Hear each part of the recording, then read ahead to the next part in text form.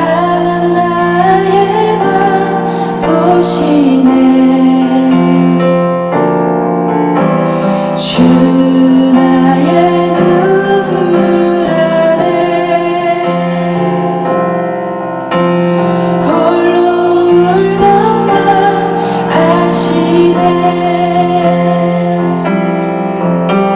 세상 소망 다 사라져가도 주의 사랑은 끝이 없으니 살아가는 이 모든 순간이 주 은혜임을 나는 믿네.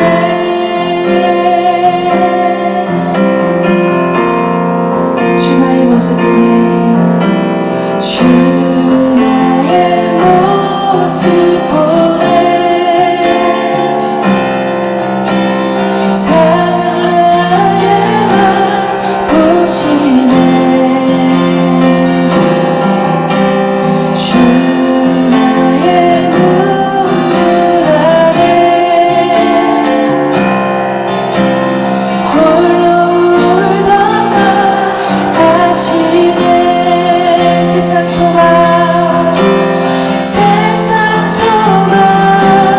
다 사라져가도 주의 사랑은 끝이 없으니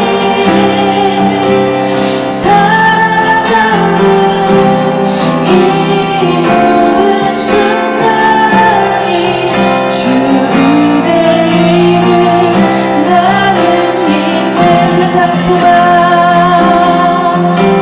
세상 소망 다 사라져가도 주의 사랑은 끝이 없으니 살아가는 이 모든 순간이 주 은혜임을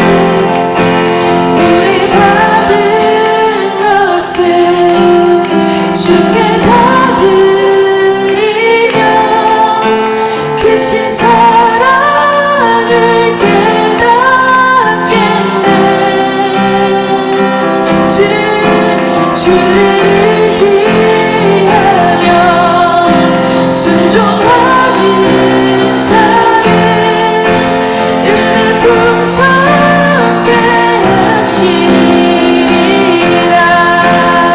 의지하고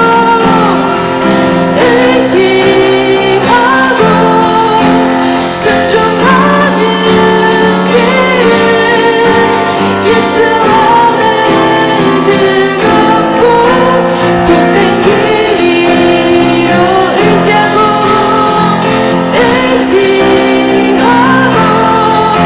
순종하는 길은 예수 안에 즐겁고 복된 길이로 의지하고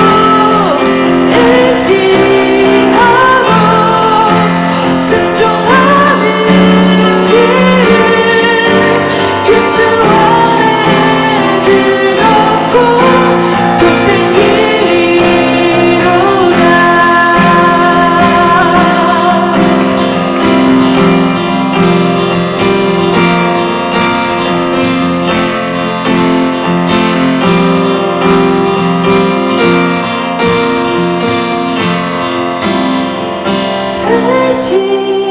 의지하고 순종하는 길은 예수 안에 즐겁고 복된 길이로 의지하고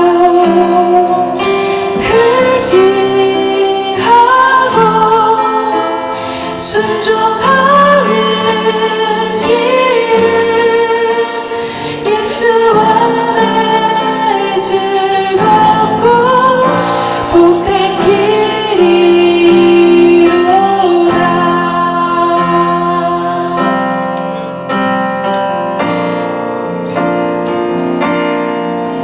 주 같은 분은 없네.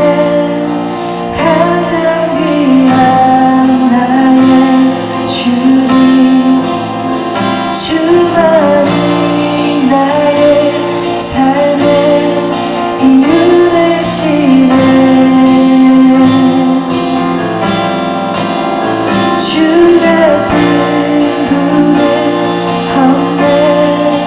내 힘 되신 능력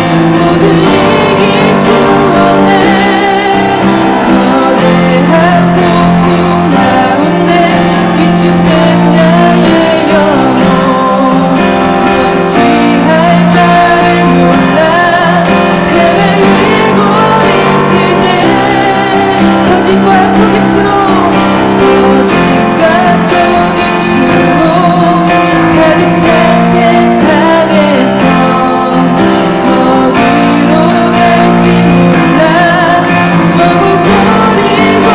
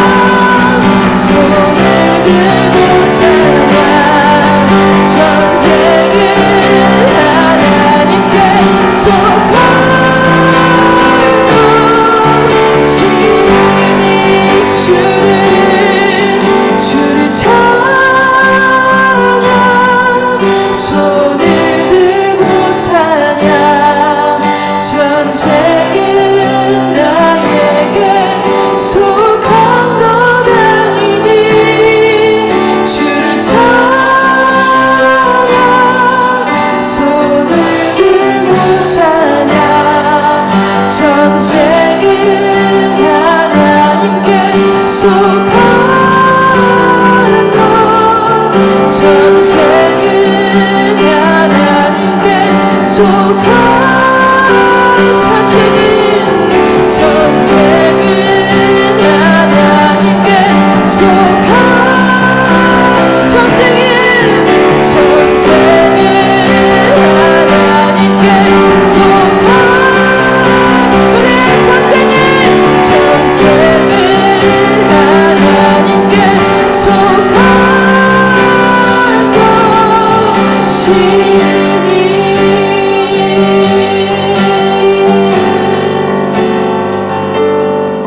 오늘 우리에게 주시는 하나님의 말씀은 마가복음 1장 35절로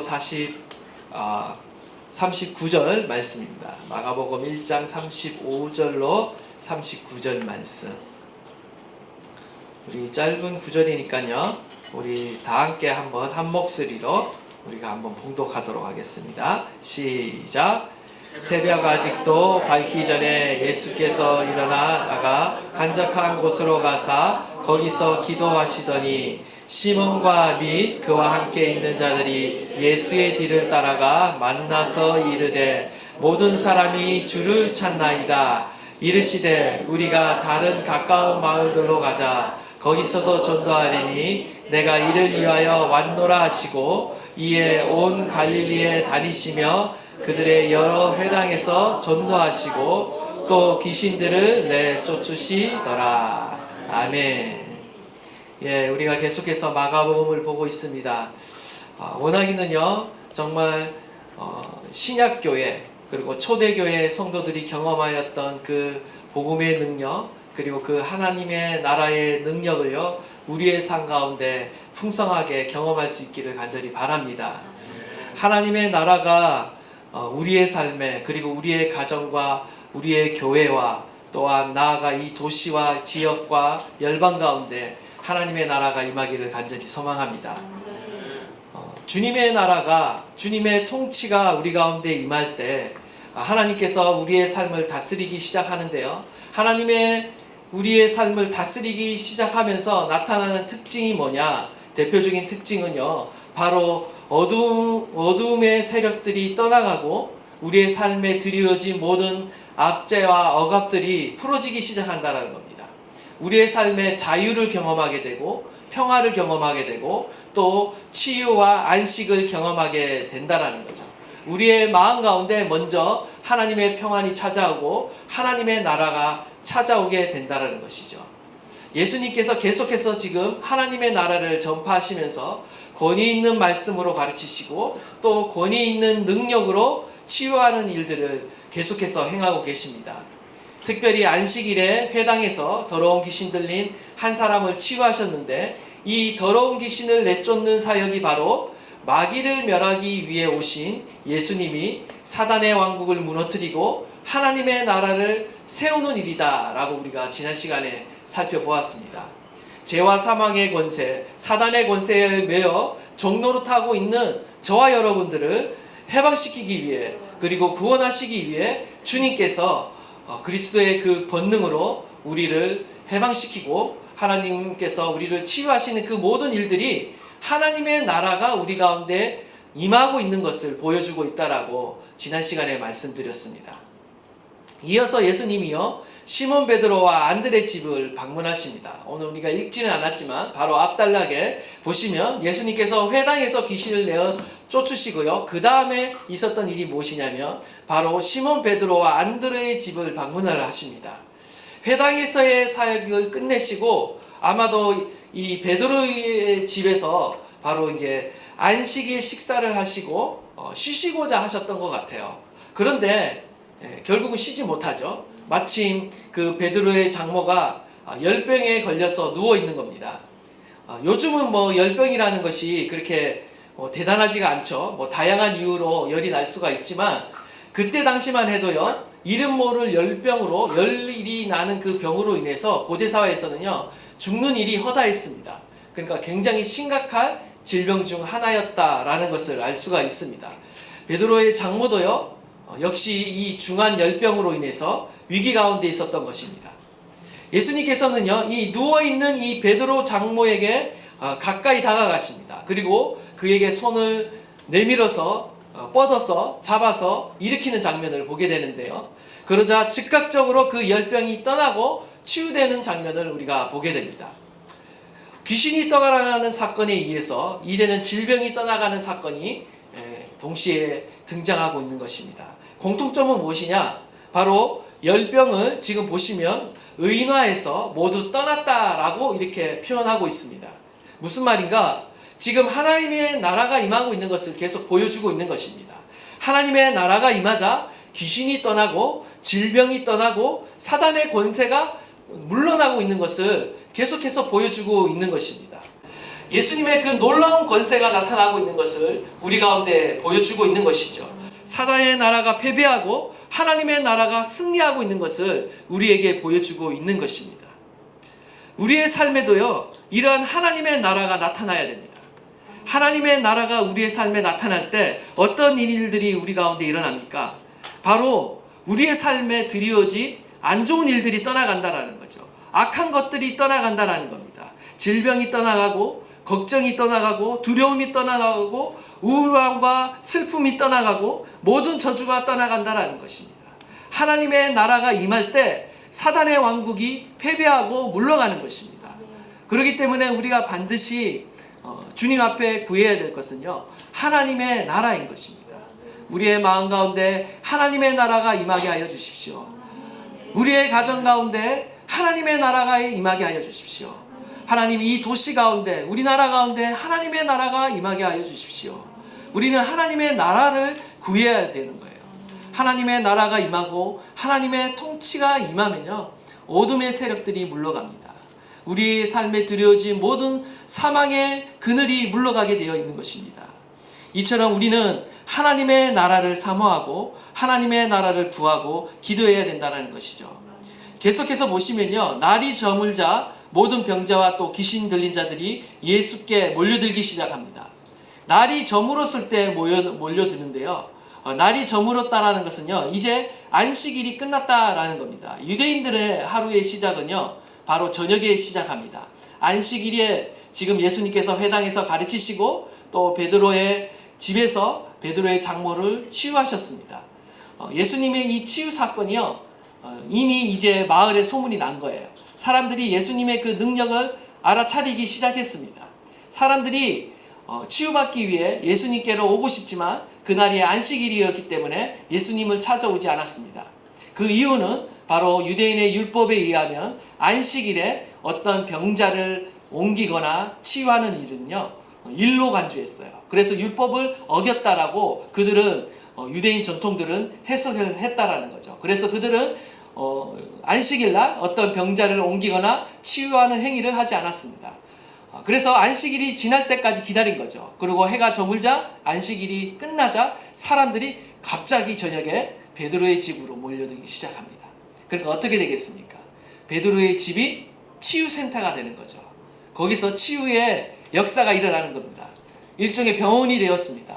수많은 병자들, 수많은 귀신 들린 자들이요, 이 베드로의 집에서 예수님을 통해서 치유받기 시작하는 거예요.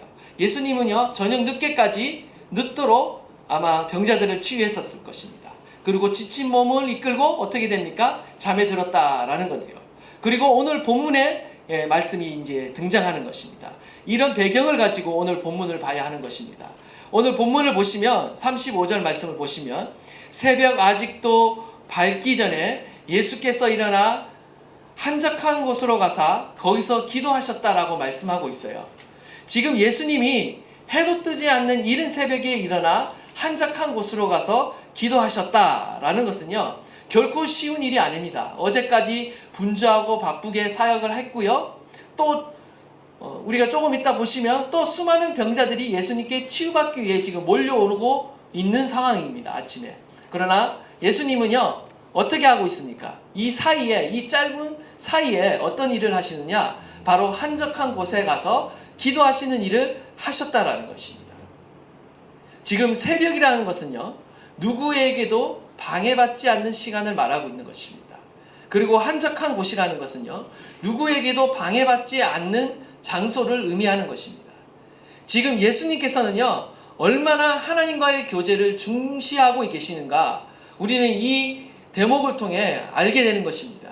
지금 예수님은 하나님과 교제함에 있어서 그 누구의 방해도 받지 않는 그 시간과 장소를 선택한 것입니다.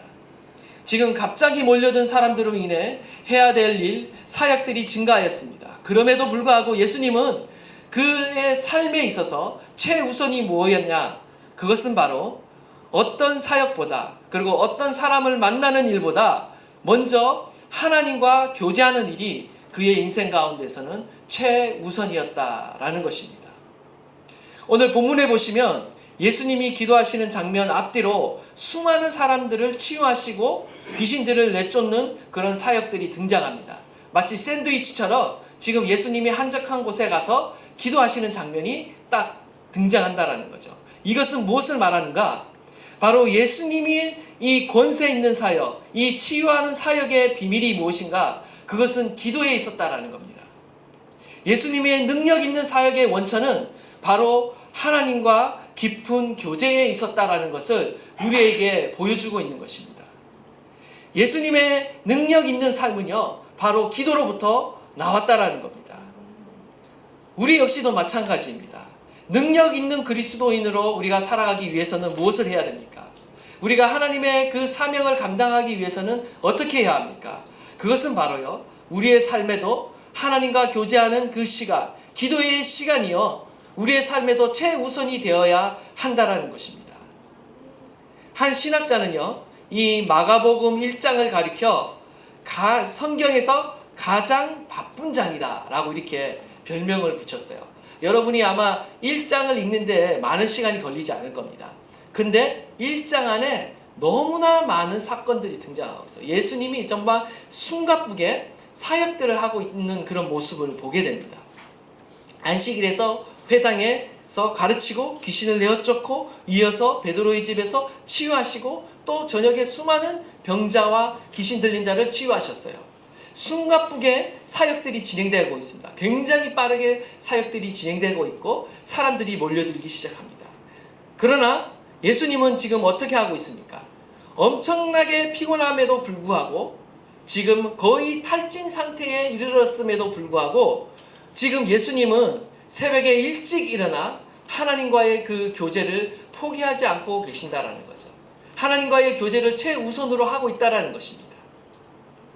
빌 하이베스 목사님의 책 중에 너무 바빠서 기도합니다 라는 책이 있습니다. 너무나 유명한 책이라서 아마 대부분 한 번쯤은 읽어보셨을 것 같은데요.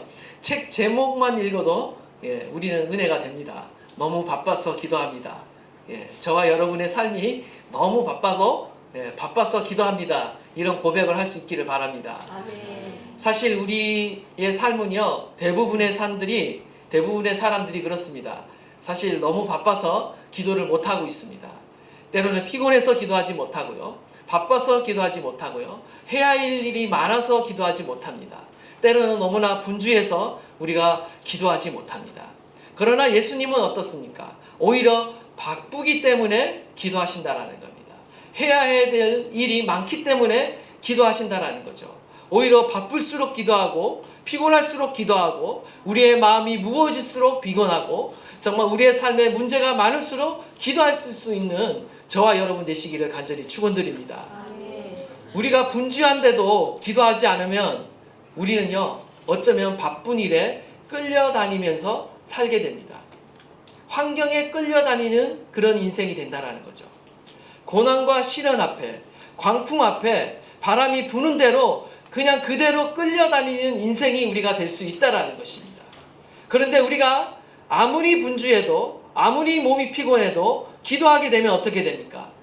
끌려다니는 인생이 아니라 오히려 이끌어가는 인생이 될 수 있다라는 것입니다. 기도의 자리는요, 바로 이러한 자리입니다. 우리의 인생을 역전하는 자리예요. 기도하지 않으면요, 우리는 늘 입으로 바쁘다 하면서 결국 상황에 끌려다니고, 어떤 시련에 끌려다니고, 문제에 끌려다니는 인생이 된다라는 겁니다. 사랑과 환경에 끌려다니는 인생이 된다라는 거예요. 그렇기 때문에 우리가 반드시 붙들어야 될 것은요, 사랑과 환경에 끌려다니지 않는 그 능력은 오직 기도에 있다라는 사실을 여러분이 분명하게 깨달을 수 있게 되기를 간절히 축원드립니다. 기도는요, 하나님의 능력의 통로입니다. 빌 하베이스 목사님은요, 기도는 하나님의 능력의 통로이다 라고 말하면서 하나님은 기도를 통해서 우리에게 자신의 평강을 주신다 라고 말합니다. 나아가 하나님의 능력은 기도하는 사람에게로 흘러간다는 사실 때문에 나는 기도하지 않을 수가 없다라고 이렇게 고백하고 있어요. 기도하지 않는 사람은요, 마치 하나님의 능력으로부터 자신을 스스로 차단하는 것과 같습니다. 얼마나 어리석습니까? 기도는 승리하게 하시는 그 하나님의 능력의 그 창고를 여는 열쇠라고 이 목사님은 말하고 있는 것입니다. 여러분에게 이 열쇠가 있습니까? 하나님의 그 능력의 창고를 여는 열쇠를 여러분은 가지고 계십니까? 이 비결을 가지고 계십니까? 저와 여러분은요, 이미 이 열쇠를 받았습니다. 다윗의 열쇠를 받았다라는 거죠. 우리가 기도할 때, 예수님의 이름으로 기도할 때 하늘의 문이 열리고 음부의 권세가 무너지는 이 권세, 기도의 권세를 우리가 받았다라는 거예요. 우리가 이 권세를 사용해야 됩니다. 이 열쇠를 사용해야 돼요. 이 열쇠를 사용함으로 인해서 우리는 우리의 삶에 마주하는 모든 분주하고 바쁘고 어려운 그런 시험들을 이겨내야 된다는 것이죠. 우리가 기도할 때 하나님의 능력이 우리 가운데, 우리의 삶 가운데 흐르게 되는 줄 믿습니다. 계속해서 어떤 말씀을 하냐면 우리는 기도를 통해 상황을 정복하시는 하나님의 능력, 그리고 마음을 변화시키는 하나님의 능력을 경험하게 된다. 이렇게 말씀을 하세요. 그러면서 이제 어떤 예를 드냐면요, 바로 이 내성적인 모세를 지도자로 만드시는 능력, 그리고 낙심한 엘리야에게 힘을 주어 일어서게 만드시는 능력, 그리고 광분한 박해자 사울을 사도 바울로 바꾸시는 능력, 그리고 겁쟁이 베드로를 반석과 같은 단단한 사도로 만들어주시는 능력, 이 모든 능력이 사람을 변화시키는 능력, 마음을 변화시키는 능력이 기도로부터 나온다라고 이렇게 말하고 있는 것입니다. 저는 전적으로 동의합니다. 여러분은 어떻습니까? 모든 성경의 위인들은요, 기도를 통해 만들어졌고요, 기도를 통해 빚어졌습니다. 기도를 통해 변화되었다라는 거죠. 저와 여러분도 변화되기 위해서는 어떻게 해야 됩니까? 바로 기도해야 된다는 것이죠. 기도의 사람이 되어야 된다는 것입니다. 우리가 변화되고 우리의 자녀가 변화되고 우리의 다음 세대가 변화되고 정말 이 세상이 변화되기 위해서는요, 하나님의 이 변화시키는 능력, 상황을 변화시키고 정말 사람을 변화시키는 이 능력이, 그 하나님의 나라의 능력이 우리 가운데 임하도록 우리는 기도해야 된다는 것입니다. 사실 우리에게 해야 될 많은 업무가 있습니다. 해야 될 많은 일들이 있습니다. 우리의 힘만으로는 이 모든 것을 감당할 수가 없어요. 주님의 능력이 필요하고 주님의 지혜가 필요한 것이죠. 하나님의 도움이 필요한 것입니다. 그러기에 우리는 더욱 절실하게 기도해야 된다는 것입니다. 예수님은 이 비밀을 알았습니다. 하나님 아버지와의 그 깊은 교제를 통해 오늘 무엇을 해야 되고 어떻게 행해야 될지, 그리고 하나님으로부터 오는 그 모든 능력과 지혜로 충만해져서 그 모든 사역을 감당했다라는 겁니다. 그뿐만 아니라 상황과 환경에 끌려다니지 않고 분주함과 바쁨에 끌려다니지 않고 오직 하나님께 집중할 수 있었고요, 하나님의 사명에 집중할 수 있는 그러한 삶을 살았다라는 겁니다. 마가복음 6장에 보시면요, 예수님이 오병이의 기적을 행하신 이후에 어떻게 하십니까? 홀로 산으로 올라가서 기도를 하십니다. 마가복음 14장에도요, 예수님께서 십자가를 지시기 전에 겟세마네 동산에 올라가서 기도하십니다. 저 한적한 곳을 찾고 있는 모습을 보고요, 기도할 수 있는 장소를 찾아 기도하시는 모습을 우리가 보게 되는 거죠. 누가복음 6장에도 보면요, 12제자를 선택하실 때 밤이 새도록 맞도록 철야기도 하시면서 기도하시는 모습을 봅니다. 요한복음 17장에는요, 심지어 한 장 전체를요, 예수님의 기도문을 기록하고 있습니다. 대제사장적 기도라고 말하죠. 누가복음 22장 39절 말씀, 우리 누가복음 22장 39절 말씀 예, 한번 띄워주세요. 예, 우리 다 함께 한번 읽도록 하겠습니다. 시작. 예수께서 나가사 습관을 따라 감난산에 가시니 제자들도 따라갔더니. 아멘. 지금 예수님께서 겟셋마네 동산에서 기도하실 때 어떻게 기도하고 계십니까? 습관을 따라 기도하셨다라고 말씀하고 있는 것입니다. 오늘 본문에 기도하시더니라고 되어 있는 이 본문의 말씀도요, 헬라어 원어를 보면요, 문법적으로 미완료 과거 시제입니다. 이것은 무엇을 말하느냐면 계속과 반복의 의미가 있습니다. 우리나라 말에는 시제가 없지만 헬라어에는 시제가 있어요. 근데 그 시제에 의하면 예수님이 오늘 우연히 한번 새벽에 기도하신 것이 아니라 계속 반복적으로 습관적으로 기도하셨다라는 것을 우리에게 말씀하고 있는 것입니다. 예수님에게 있어서 기도는요, 삶의 일부분이 아니라 어떤 사역의 일부분이 아니라 삶의 전부였다라는 것을 우리는 보게 되는 것입니다. 예수님의 삶의 모든 사역, 그 인생의 모든 그 한 걸음 한 걸음은요, 무엇이 둘러싸고 있냐면 바로 기도가 둘러싸고 있다라는 겁니다. 우리가 이것을 봐야 된다는 것입니다.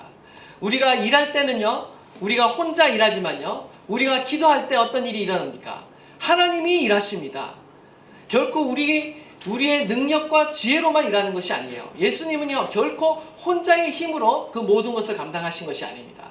기도함으로 하나님이시지만 인간이신 참 사람으로 이 땅 가운데 오셔서 예수님은 우리에게 본을 보이시기 위해 기도하셨고 성령의 능력을 힘입어 하나님의 능력을 힘입어 그 모든 일들을 감당하셨다는 겁니다. 우리도 마찬가지죠. 우리가 우리 인생을 살아가면서 우리가 마주해야 될 일이 많이 있습니다. 우리가 감당해야 될 일들이 많이 있습니다. 그 모든 것들을 어떻게 감당합니까? 나 혼자의 힘으로 내 스스로만 일한다면 나 혼자 일하고 있는 것입니다. 그러나 우리가 기도함으로 그 일을 행할 때 누가 일하십니까? 바로 우리와 함께 하신 그 하나님이 나와 함께 하심으로 하나님이 일하신다라는 거예요. 하나님이 도우신다라는 것입니다. 우리가 이러한 사실을 분명히 깨닫고 우리가 날마다 주님 앞에 기도함으로 하나님을 의지하는 삶을 살아가는 저와 여러분 되시기를 간절히 축원합니다.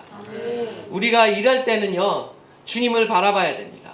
그리고 주님께 더욱더 우리가 집중해야 되고요, 하나님과 교제하는 것에 더 우리의 삶에 우선순위를 둬야 된다는 것이죠. 그리고 무엇보다도 우리가 기도의 생활을 해야 되는 이유는요, 요한복음 15장 26절에 답이 있습니다. 우리 요한복음 15장 26절 우리 한번 다 함께 읽도록 하겠습니다. 시작. 내가 아버지의 이름을 그들에게 알게 하였고 또 알게 하리니 이는 나를 사랑하신 사람이 그들 안에 있고 나도 그들 안에 있게 하려 함이니이다. 아멘. 기도의 최고의 목적은요, 다른 것이 아닙니다. 우리가 일을 하고 능력을 받고 하나님의 능력을 통해 모든 것을 감당하기 위해 기도하지만 결국 최종적인 목적은요, 바로 기도를 통해서 하나님을 더 알아가고 또 그분과 사랑으로 하나로 연합되기 위해서 우리는 기도한다라는 것이에요. 하나님과의 친밀함이 그 목적이라는 거예요. 하나님 자신이 목적이라는 겁니다. 기도의 최고의 유익은요, 어떤 내 제목이, 어떤 나의 소원이 성취됐다가 아니라 그거보다 더 큰 성취는 무엇인가? 바로 내가 주님을 더 알게 되었다. 그리고 주님을 더 사랑하게 되었다. 내가 하나님의 사랑을 더 깨닫게 되었다. 그로 인해 내가 주님과 더 하나가 되고 연합하여서 내가 나의 인생 가운데 하나님과 동행하는 삶을 살아가게 되었다라는 것이 더 기도의 큰 목적이 되는 것입니다. 원하기는 저와 여러분이 이 궁극적인 목적 가운데 나아갈 수 있는 저와 여러분 되시기를 간절히 축원합니다. 두 번째로 오늘 본문이 우리에게 가르쳐주고 있는 교훈은 무엇인가? 그것은 바로 사람의 필요가 아닌 하나님의 사명을 따라 우리가 살아야 된다라는 것입니다. 우리 36절부터 38절 말씀을 다시 한번 우리 다 함께 큰 목소리로 봉독하도록 하겠습니다. 시작.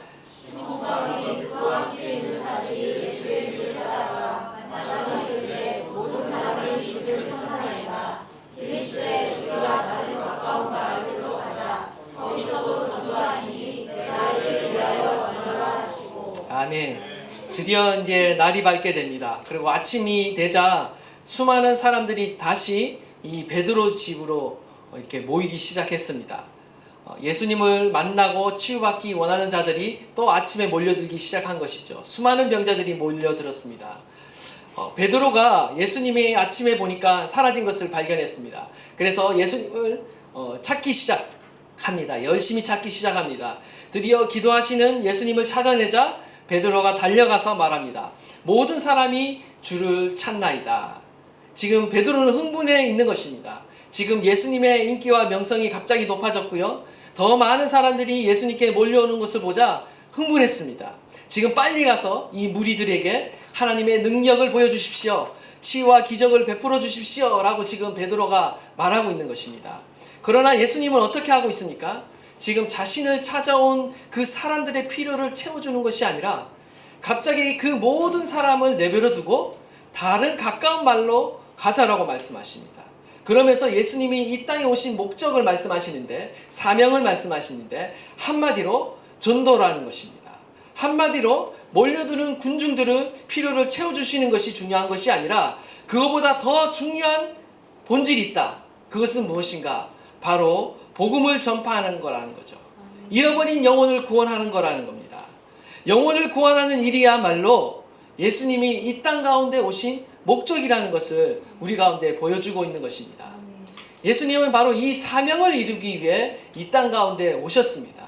우리의 영혼을 구원하시기 위해 치유도 행하시고 회복하는 일도 행하시는 겁니다.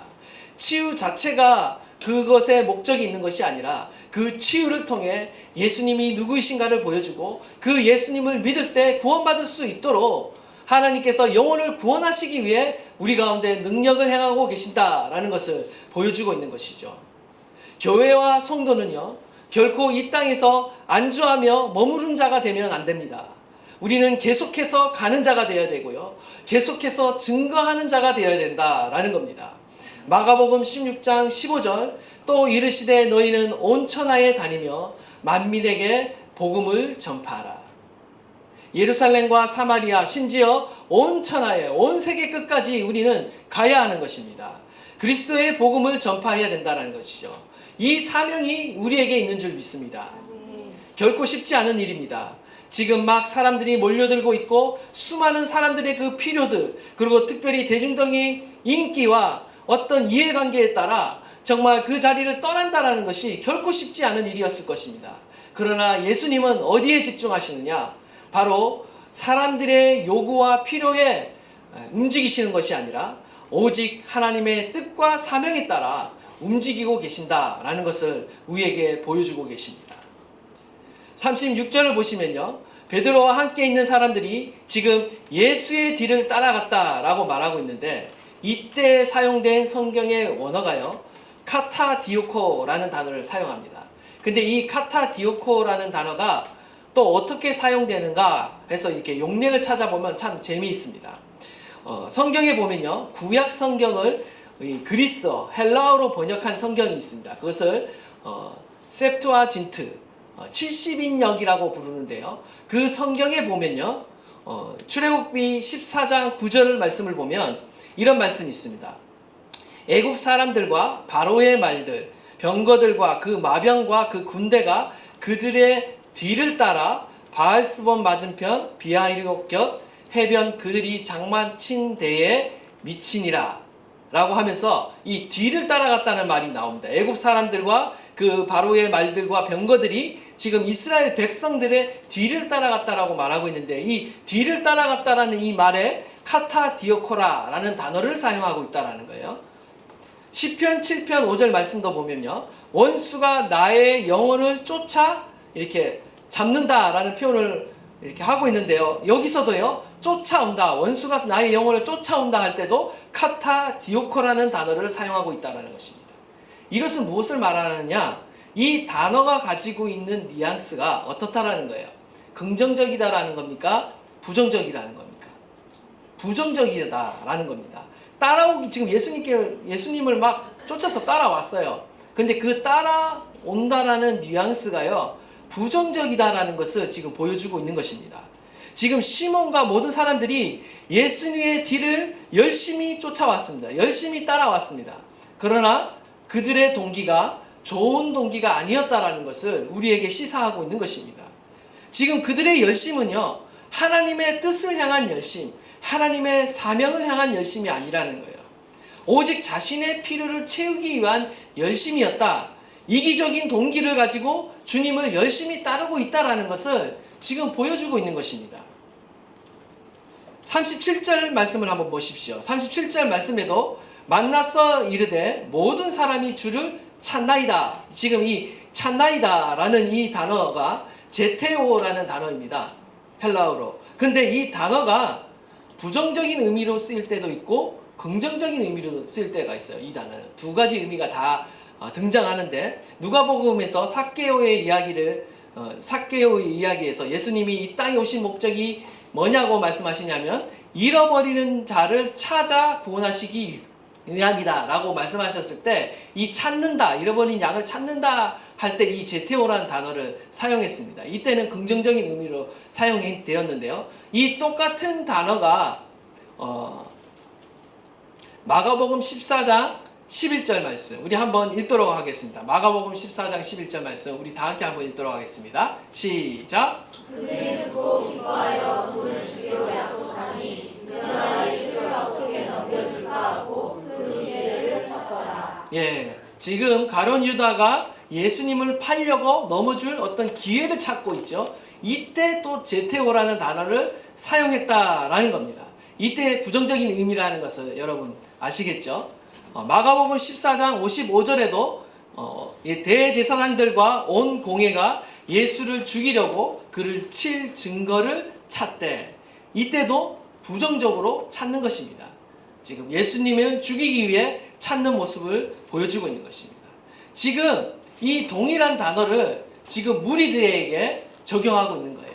지금 이 무리들이 지금 뭘 하고 있는 겁니까? 예수님을 찾고 있는데 지금 부정적인 의미로 찾고 있다는 거예요. 그릇된 동기로 찾고 있다는 것을 보여주고 있다는 것입니다. 마을 사람들이 가지고 있는 그릇된 동기는 무엇일까? 우리는 쉽게 상상할 수 있습니다. 예수님을 붙잡아 놓고 싶은 겁니다. 자신의 필요와 자신의 문제를 항상 해결받을 수 있도록 예수님을 붙잡아 놓고 싶은 거예요. 마치 알라딘의 요술램프에 나오는 지니처럼 예수님의 그 능력을, 권능을 이용해서 나의 모든 문제를 해결받고자 하는 그런 마음이 있다라는 것입니다. 그런 마음으로 찾고 있다라는 것이죠. 지난 시간에 찾아봤듯이 사람들이 흥분하고 열광하지만 그 무리들은 예수님께 순종할 마음은 없다라는 거예요. 제자가 될 마음은 없다라는 거예요. 그들의 따름은요, 제자로서 하나님께 순종함으로 따르는 그런 따름이 아니라 단지 자신의 현실의 문제를 해결받기 위한 따름이었다라는 것을 보여주고 있는 것이죠. 오늘도 똑같은 그런 군중들의 그 모습을 보게 되는 것입니다. 주님은 우리에게 말씀하십니다. 하나님은 우리의 모든 필요를 채워주셔요. 그러나 더 중요한 것은요, 우리가 우리의 필요를 채움받기만 위해서 하나님을 찾아서는 아니 된다라는 거예요. 그거보다 더 높은 우선순위가 있다라는 거예요. 그것은 바로 하나님의 사명이라는 것입니다. 복음의 사명이 우리 가운데 있다라는 것입니다. 하나님의 복음을 증거하면서 죽어가는 영혼, 잃어버린 영혼을 살리는 것, 구원하는 것이 우리의 사명이라는 것입니다. 정말 우리가 기도해야 될 수많은 그러한 기도의 제목이 있지만 무엇보다도 하나님의 나라가 전파되고 복음을 증거하는 그 일 가운데 하나님 능력을 주십시오, 지혜를 주십시오 라고 우리가 기도할 수 있는 저와 여러분 되시기를 간절히 축원드립니다.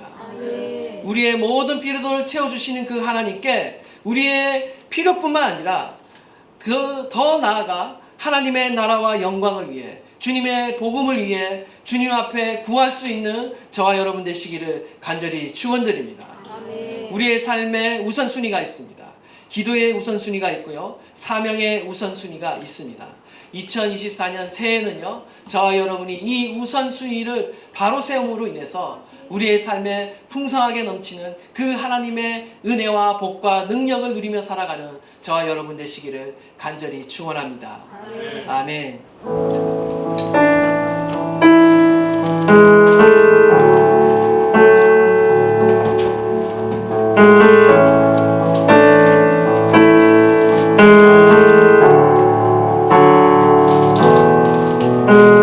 슬픈 마음 있는 자, 몸과 영혼 병든